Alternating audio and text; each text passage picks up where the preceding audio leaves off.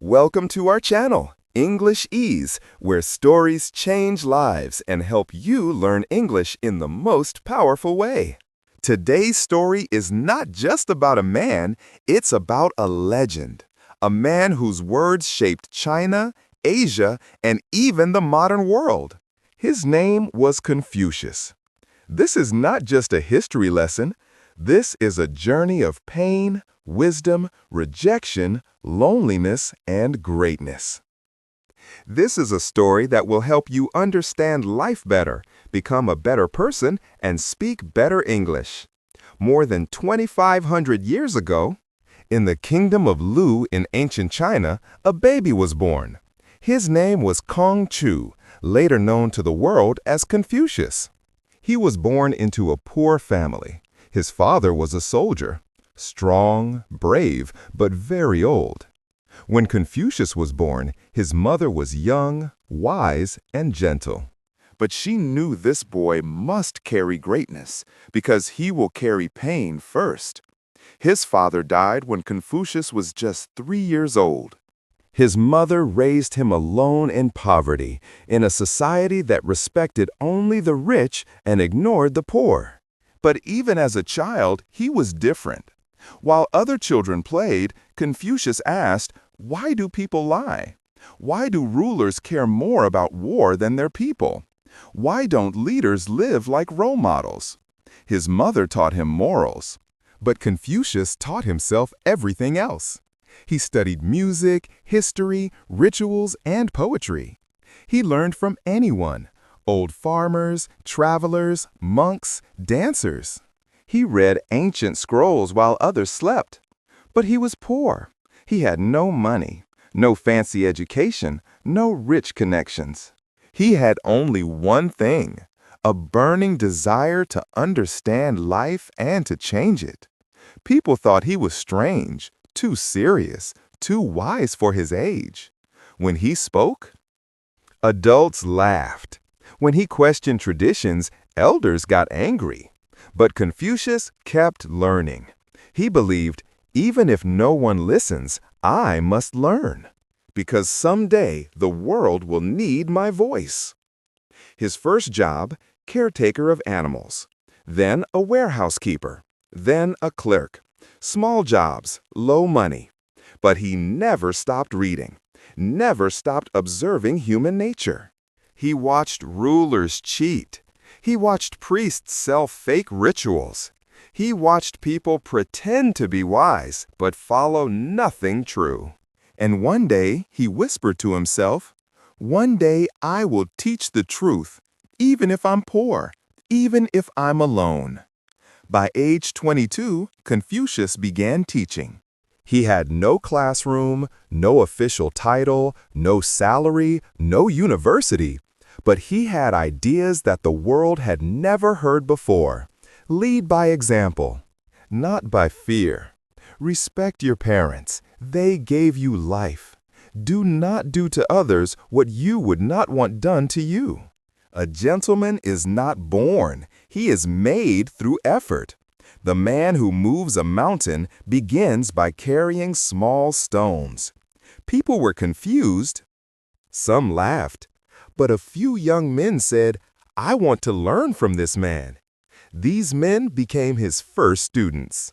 But truth is heavy, and in those days it was dangerous. Confucius was not rich, not powerful. He had no army, no temple, no title. So many government leaders hated him. They said he's too bold, he's telling people to think, he's dangerous. But Confucius never stopped. He believed the world could become a better place if people respected elders, followed rituals, spoke honestly, and served the people, not power. One of his most powerful quotes was, "If the people are led by laws and punished by force, they will try to avoid punishment. But if they are led by virtue and guided by example, they will become better." That message shook the world. In his heart, Confucius had one dream. If only I could advise a king. If only I could serve a good ruler. I would help him build a peaceful kingdom. And so Confucius began traveling from state to state. He walked for miles, slept under trees, carried no gold, only books. He knocked on the doors of kings and governors and said, "Let me help you rule with wisdom, not fear." Some gave him food, some laughed, some banned him from their cities. Some called him the mad philosopher. But he kept walking. He kept teaching. Even when he was tired, sick, hungry, and rejected, he still believed, "I was not born to please the rulers. I was born to serve the people." This was just the beginning of the journey. He had no throne, no weapons, no army, and no wealth. But he had one thing no ruler could kill, an unshakable truth. Part 2. The man who walked alone, carrying truth across a broken world. Confucius was rejected by rulers, mocked by officials, and ignored by power-hungry kings. He was tired, poor, and misunderstood, but he never gave up. He had no army, but his words were stronger than swords. He had no money, but his values were richer than any empire. He was now on a mission across China, walking from kingdom to kingdom with one hope. If I can find even one wise ruler, I will help him build a kingdom of peace, justice, and harmony. Confucius was now in his 50s. For years he had taught students, but now he left home to spread truth. He walked for thousands of miles, carrying only a small bag of scrolls, a staff, and his belief. But the world was broken. Warlords were fighting. Governments were corrupting him. Innocent people were suffering. He arrived at one palace. The guards stopped him. "Who are you?" Confucius said. "I am a teacher of virtue. Let me serve your ruler. I seek no gold, no title, only a chance to guide with wisdom." The guards laughed. The minister said, "We don't need poems and morals. We need weapons and strategies." And just like that, Confucius was sent away again. But he didn't cry. He turned to his students and said, "A river keeps flowing even when the mountain blocks it. We keep walking." In one region, no king would meet them. It was winter, food was gone, and they had no shelter. One of his students fell sick. Another said, "Master, what are we doing? No one wants your wisdom." Confucius looked weak, but his voice was steady. When you light a lamp in daylight, no one sees it. But in darkness, even a small light can save a life. He gathered dry grass, made a fire, and began teaching under the stars. He taught ethics. He taught self-discipline. He taught loyalty, humility, and the art of being human. Even in suffering, he taught. Finally, Confucius reached a kingdom where the ruler seemed curious. The king asked, "What will you teach me?" Confucius said, "I will teach you to rule not with fear, but with righteousness." He taught, "Use rituals to inspire, not to control. Respect the people's pain. Don't reward flatterers, reward truth. Don't build big armies. Build big hearts." But the king had enemies. His advisors whispered, "This philosopher will weaken you." Soon Confucius was blamed for slowing reforms. He was chased out at night under threat. One advisor wanted him executed, but a loyal student helped him escape.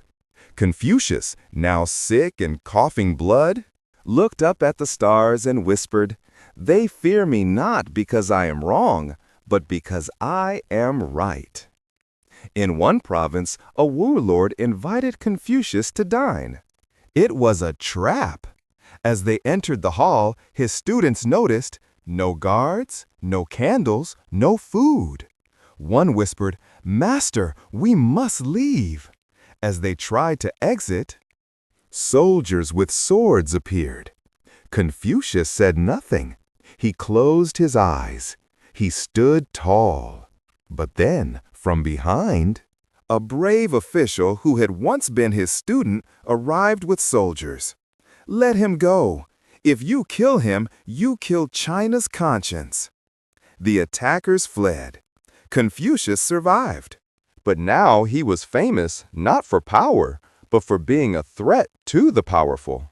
By now, Confucius had more than 70 dedicated students. Some were rich, some poor, some old, some young. They followed him not for money, but for meaning. He taught them how to speak with grace, how to listen with respect, how to govern with virtue, how to live with discipline. One student asked, "Master, what is success?" He answered, "Success is not in what you achieve, it's in what you become." Another asked, "Master, will your words survive?" He smiled and said, "If people love truth, my voice will never die." After 13 years of wandering, Confucius returned to Lu, his birthplace. He was now in his 60s, older, wiser, tired, but unbroken. People had changed. His fame had spread. Young scholars came to hear him. Even old enemies now respected him. He was invited to speak in temples. He met governors. He gave advice. But he never accepted power. He said, "I don't want to rule. I want to teach the rulers how to rule themselves." And finally, he began to write.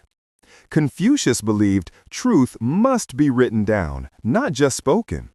He gathered his students and began editing the Book of Songs, Ancient Poetry, the Book of Rites, Rituals and Manners, the Spring and Autumn Annals, History of Lu, the Book of Documents, Ancient Speeches. And he created the Analects, his conversations and wisdom. He was not just a teacher now. He was a guardian of civilization. He told his students, "You must carry this truth even when I am gone." And every night, even when his hands shook and his eyes failed, he kept writing. Among his 70-plus disciples, there was one student who was closest to Confucius's heart. His name was Yan Hui, also called Yan Yuan. He was quiet, deeply humble, intelligent, and full of compassion. Confucius once said, "Out of all my students, Yan Hui loves learning most. He listens more than he speaks. He does more than he demands. He walks the path even when no one watches." Yan Hui was not only a student, he was like a son to Confucius. But tragedy was coming. Yan Hui died suddenly at a very young age. It was said he died from illness and starvation caused by his extreme simplicity and poor life. When Confucius heard the news, he did not speak for a long time. Then he stood alone and whispered, "The heavens are destroying me. The heavens are destroying me." For the first time, the man who taught the world to accept pain with wisdom was seen crying like a father who lost his own child. He said, "Heaven took away the one who never complained. He was the one I thought would carry my legacy." His disciples were silent. The camp was quiet for days. Confucius did not eat for 3 days. But finally, with trembling hands, he picked up a scroll and said, "Even in sorrow, the ritual must continue. I must write again." As Confucius grew older, his words became even deeper. Like water that had traveled far, he said things that shaped centuries. It does not matter how slowly you go, as long as you do not stop. He who learns but does not think is lost. He who thinks but does not learn is in danger. The man who asks a question is a fool for a minute. The man who does not ask is a fool for life. Respect yourself, and others will respect you. The strength of a nation comes from the virtue of its people. He warned rulers, if you want peace in your kingdom, first bring peace to your family. If you want peace in your family, first bring peace to your thoughts, he told students. If you make a mistake and do not correct it, this is called a mistake. Every morning he would teach. Every night he would write. Even when his hands shook and his legs hurt and his eyes blurred. He kept teaching because he believed the roots of education are bitter, but the fruit is sweet. But not everyone loved Confucius. There were officials, warlords, and priests who hated him because he exposed their greed. They accused him of destroying traditions, confusing the youth, challenging divine order, and making rulers feel weak. One governor even said, if Confucius dies, our empire will have silence again. Books were burned in some regions. His name was mocked in temples. Teachers were told not to quote him. But Confucius remained calm. He said, if a crooked man hates me, it means I walk straight. As he entered his 70s, Confucius began to feel time running out. One day, sitting beside a lake, he said to his students, my life is like a bird that sings in the dark forest. I do not know if others hear me, but I sing anyway. He began to reflect on his failures. I never ruled a kingdom. On his regrets. I wish I had hugged Yan Hui more. On his joy. I turned poor boys into great men. He told his disciples, don't worship me when I'm gone. Worship the truth. Worship virtue. Worship effort. He didn't want to be a god.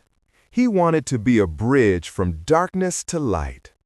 Many don't know Confucius had a son named Kong Li, but their relationship was distant. Confucius loved virtue more than blood. He never gave his son special treatment. One day, a disciple asked, Master, why don't you speak to your son like you speak to us? Confucius replied, because I want him to become a man, not just a son of Confucius. He believed greatness must be earned, not inherited. Years later, Kong Li would go on to teach Confucian ideas himself. But Confucius died, believing that his students were his true legacy. Confucius became weak. He could no longer walk long distances. His voice became softer. His eyes looked far, as if watching something beyond this world. One morning, he sat with his most loyal disciples. He looked at them one by one and said, Zilu, your courage will serve the people. Zigong, your wisdom will spread my word. Zixia, your poetry will keep our beauty alive. Then he closed his eyes and said, I dreamed of the Duke of Zhou last night. I think it's time. The students wept. Part 3. The master dies, but his voice refuses to be silent. The room was dim. The scrolls were stacked. The old master, now in his 70s, was breathing slower, speaking softer, and dreaming deeper. He knew the end was near, but he was not afraid. He was preparing not for death, but for immortality. Each day his students came, kneeled beside him, and waited. He didn't speak much. He didn't eat much. But sometimes his eyes opened wide, and he would whisper lines of poetry, fragments of dreams, memories of stars, tears of wisdom. One morning, he opened his eyes and said, I dreamed again of the Duke of Zhou. I stood by a bridge made of books. I think I will cross it soon. The students looked at each other. They knew the final sunrise was coming.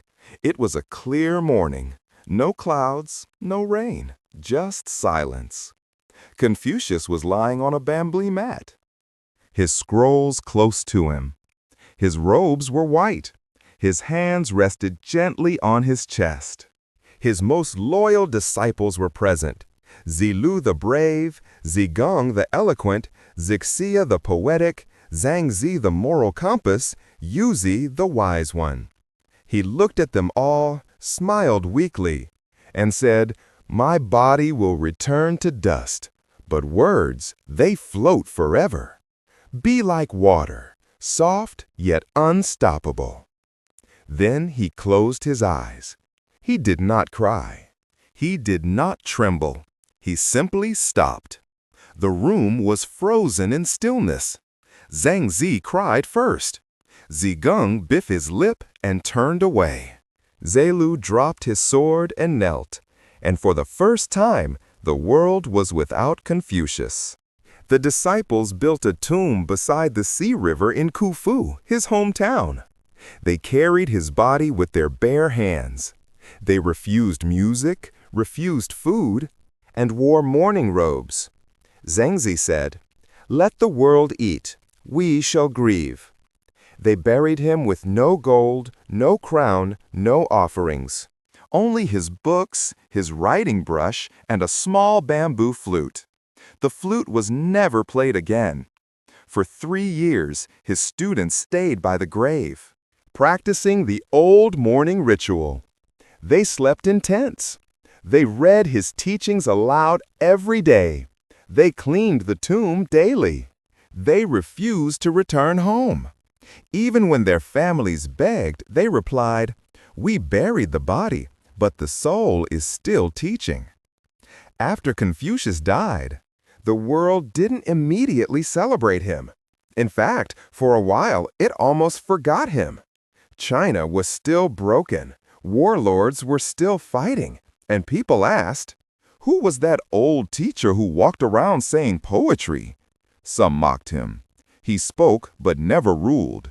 He taught but changed nothing. He died like a poor man. Governments were too busy surviving. Temples ignored his name. It seemed like his legacy would disappear into dust.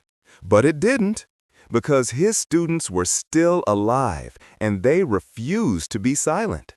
Each student returned to his own town. They became teachers in schools, advisors in courts, writers of books, carriers of a flame that would not die. They copied the Analects by hand, scroll by scroll, brush by brush. They told their own students, "This is not a religion. This is not a chant. This is a way to live as a real human." They used rituals to bring discipline. They used quotes to bring peace. They used lessons to correct tyrants. And slowly, like water filling cracks in a broken pot, Confucius returned. At first, many dynasties didn't care about Confucius. But then came the Han Dynasty. Around 140 BCE, almost 300 years after his death, Emperor Wu of Han faced a choice. His people were disobedient. His nobles were corrupt. The empire was powerful but soulless. One of his advisors said, "Your Majesty, if you want strength that lasts, don't build taller walls, build better minds. Teach Confucius." The emperor agreed, and from that moment, Confucianism became the soul of the Chinese government.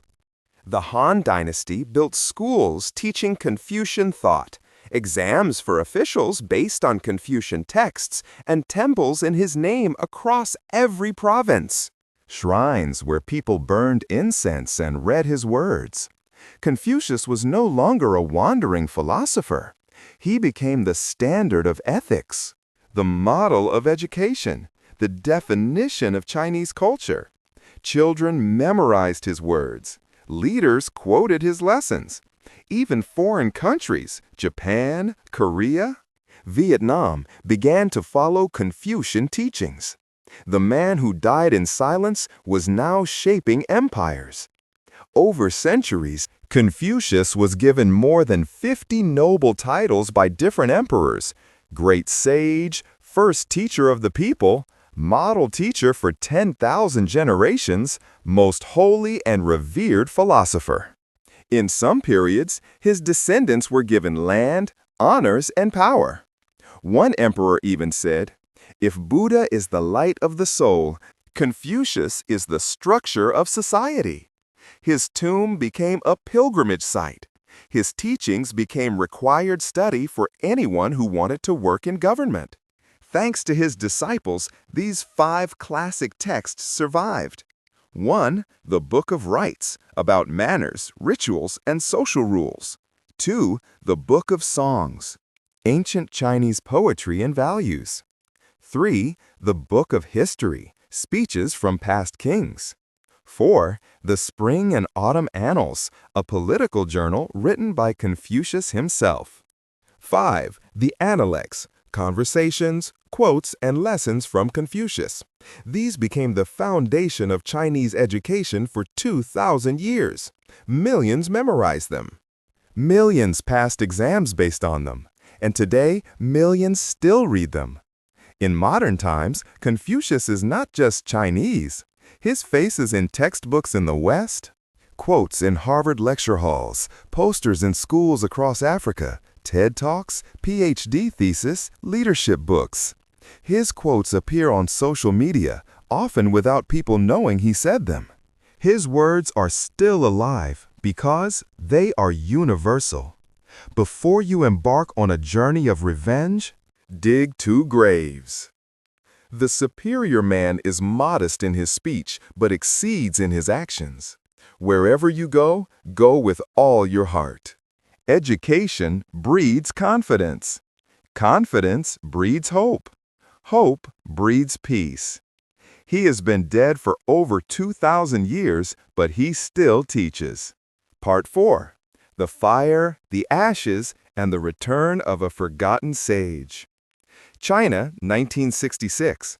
Chairman Mao Zedong, the leader of Communist China, launched the Cultural Revolution. His mission was to destroy the 4 olds. 1. Old customs. 2. Old culture.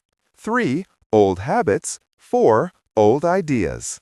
Guess what symbolized all 4 in the eyes of the radicals? Confucius. He was seen as too traditional, too moral, too passive, too connected to ancient emperors and aristocrats.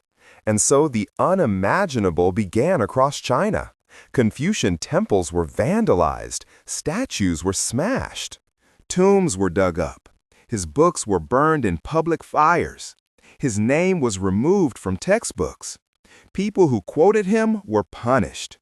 In Khufu, his hometown, a sacred city for 2,000 years, Red Guards stormed through streets, tore down altars, broke tablets, and mocked his image. They even tried to dig up his grave. Old professors who taught Confucianism were humiliated, beaten, and forced to confess their crimes, the crime of teaching ancient wisdom. Millions of Chinese citizens were told, "Confucius is dead. Follow the new path, not the old one."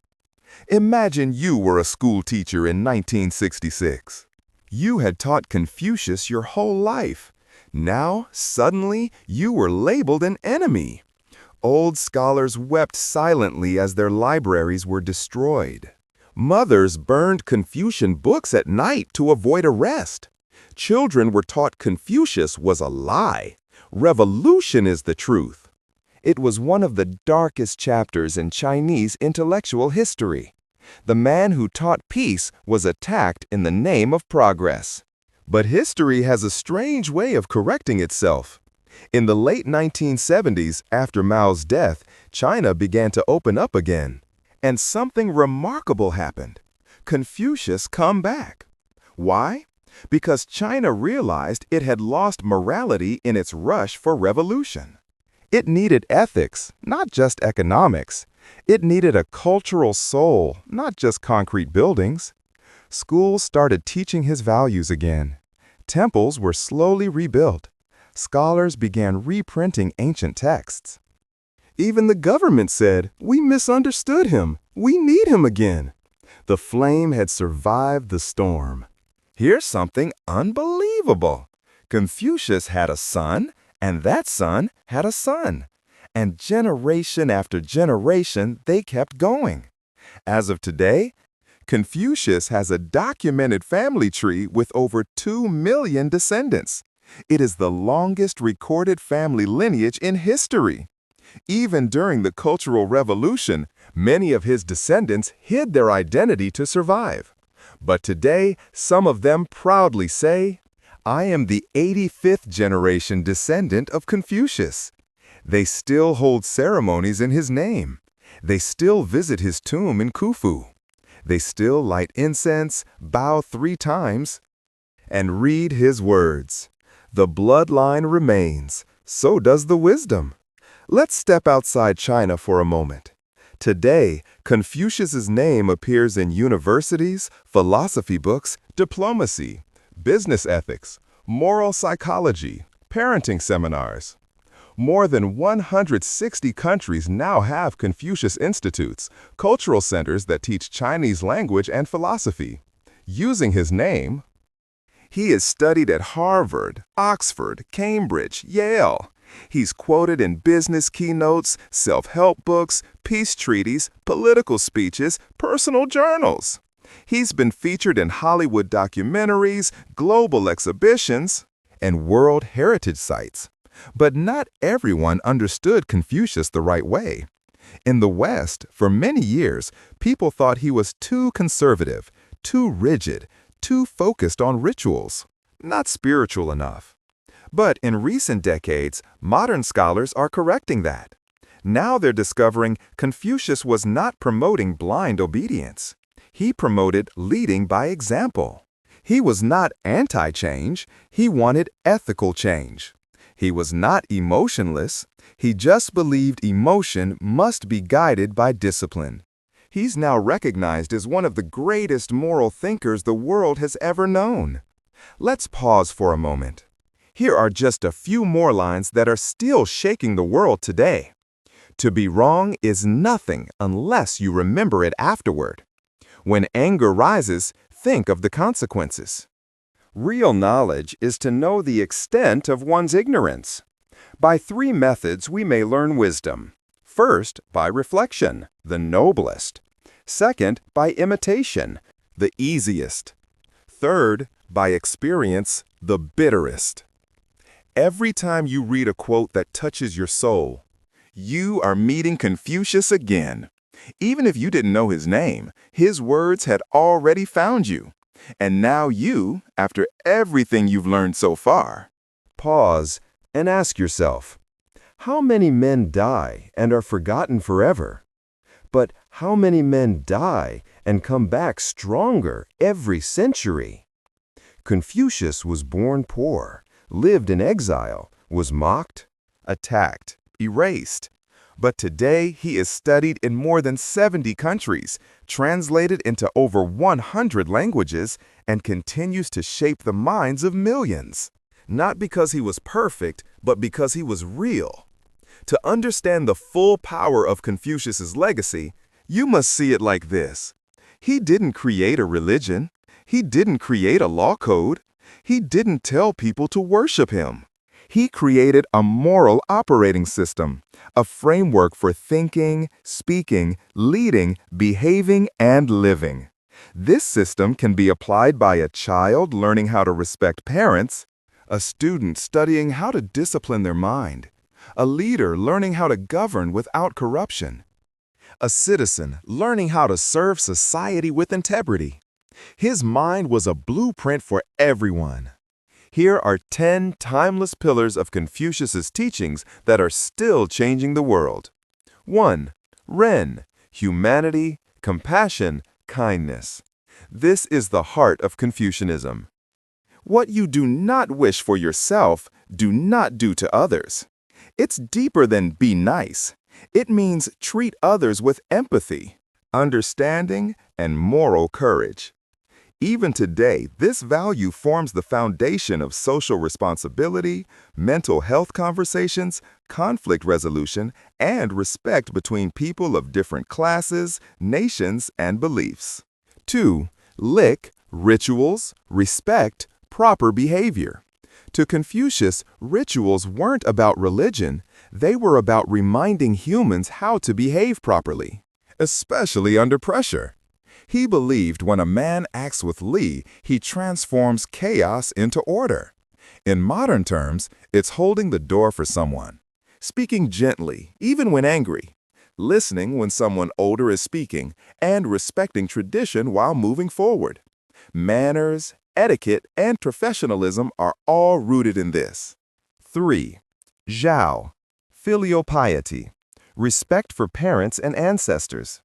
Confucius taught, a man who cannot honor his parents cannot serve his country. This is not just about obedience. It's about gratitude, sacrifice, and caring for elders even when inconvenient. Even today, Chinese New Year family gatherings and Asian respect for grandparents, family-first cultures across Asia all trace back to this one idea. 4. Did wisdom through reflection. Confucius didn't just say, get educated. He said, learning without reflection is useless. Reflection without learning is dangerous. Wisdom is not just reading, it's thinking deeply about what you read. This principle is behind journaling, therapy, meditation, philosophy courses, and decision-making strategies in leadership and business. 5. Yi, righteousness over profit. Confucius warned against greed. The noble man understands what is right. The petty man understands what is profitable. In a world filled with scams, corruption, fake influencers, and selfish decisions, this teaching is more relevant than ever.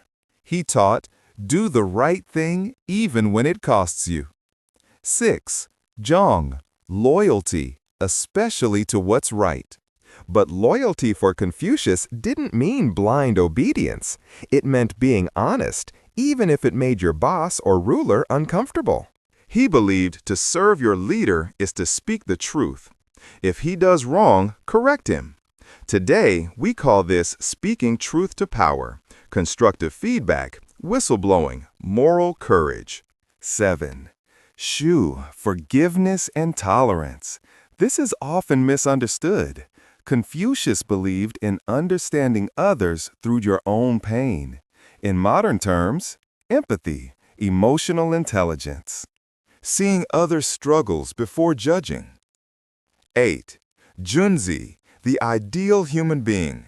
Confucius's ultimate goal was to turn every person into a junzi, a superior person.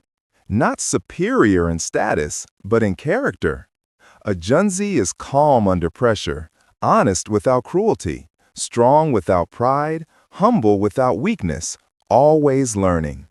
Imagine a world where every leader tried to be a junzi. That was his dream.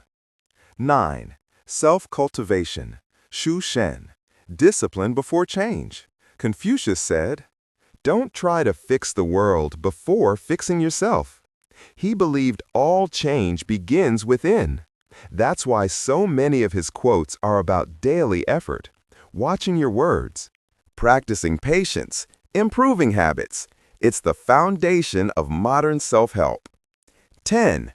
Education for all.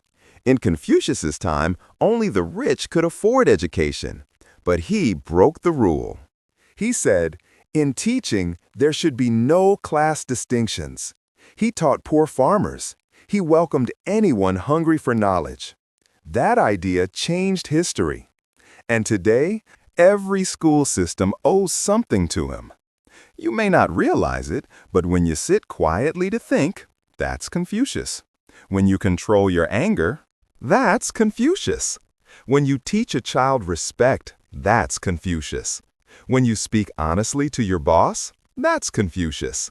When you put family first, that's Confucius. When you learn something new and apply it, that's Confucius. He's not just in China, he's in the structure of how good people live, everywhere. Confucius believed in daily improvement. He would have loved your journey. He once said, the man who moves a mountain begins by carrying small stones. That's how you're learning English, one word at a time. One sentence at a time, one powerful story at a time. He would say to you, Do not worry if you are not famous. Worry about becoming worth knowing. Near the end of his life, Confucius asked, "Is there anyone who truly understands me?" The truth is, the world didn't understand him while he lived.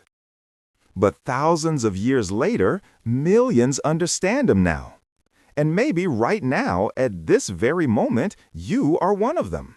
Because when you speak kindly, act with integrity, learn without giving up, respect those who came before, and lead with humility, you are not just living, you are continuing the work of Confucius. This is the final part of our four-part journey. But his story doesn't truly end here. Why? Because you are the next student. And every student who carries truth forward keeps the teacher alive. Confucius lived. He walked. He failed. He wept. He was forgotten. He returned. He changed the world. And he still is. If this story moved you, if it helped your English, if it made you think deeper about your own life, then Confucius has done it again through your mind, your heart, your voice. Subscribe to this channel, share this video, and never stop learning. Because as Confucius said, the journey of 1,000 miles begins with a single step. Thank you for walking this journey with him and with me. The story is complete, but the wisdom lives on in you.